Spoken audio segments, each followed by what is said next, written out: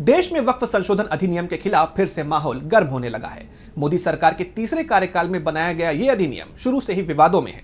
अल्पसंख्यकों के साथ साथ देश का बड़ा तबका इसके खिलाफ आवाज उठा रहा है क्योंकि इसे संविधान विरोधी माना जा रहा है, मगर सरकार जिद पर अड़ी है।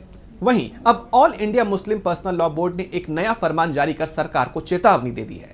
देखिए ये रिपोर्ट।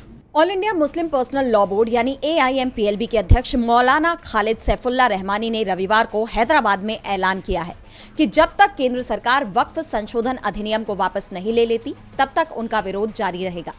मौलाना रहमानी हैदराबाद में इंदिरा पार्क के धरना चौक पर AIMPLB द्वारा आयोजित विशाल धरने में बोल रहे थे। इस धरने में जमीयतुल उलेमाए हिंद, जमाते इस्लामी, अंजुमन मेहदाविया और मजलिस तामीरे मिल्लत समेत कई संगठनों के नेताओं ने भाषण दिया। वक्ताओं ने कहा कि AIMPLB वक्फ अधिनियम के खिलाफ देशव्यापी आंदोलन चला रही है और सुप्रीम कोर्ट में कानूनी लड़ाई लड़ रहा है। मौलाना रहमानी ने कहा कि वक्फ अधिनियम केवल मुसलमानों की समस्या नहीं है, बल्कि ये सभी अल्पसंख्यकों और सभी न्यायप्रिय लोगों की समस्या है। उन्होंने कहा कि ये संविधान की सुरक्षा से जुड़ा मुद्दा है क्योंकि सरकार वक्फ अधिनियम के जरिए संविधान को कमजोर करने की कोशिश कर रही है। उन्होंने उल्लेख किया कि वक्फ अधिनियम के विरोध में हिंदू, सिख और ईसाई भी उनके साथ शामिल हुए।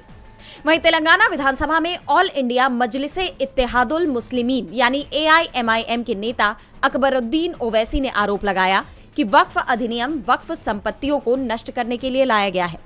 उन्होंने कहा कि मोदी सरकार को ये काला कानून वापस लेना होगा। ओवैसी ने कहा कि भारत में 25 करोड़ मुसलमान मुश्किल दौर से गुजर रहे हैं। उन्होंने मुसलमानों से एकजुट रहने और AIMPLB के विरोध कार्यक्रमों में भाग लेने का आग्रह किया।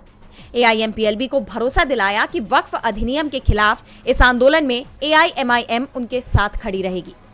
AIMIM विधायक ने कहा कि मुसलमान संविधान और लोकतंत्र के दायरे में अपने अधिकारों की ये लड़ाई जारी रखेंगे। आपको बता दें कि AIMPLB अलग अलग मुस्लिम संगठनों और अलग अलग विपक्षी दलों ने वक्फ संशोधन अधिनियम 2025 की संवैधानिक वैधता को चुनौती दी है। सुप्रीम कोर्ट ने 23 मई को याचिकाओं पर अंतरिम निर्देश देने की प्रार्थना पर अपना फैसला सुरक्षित रख लिया था।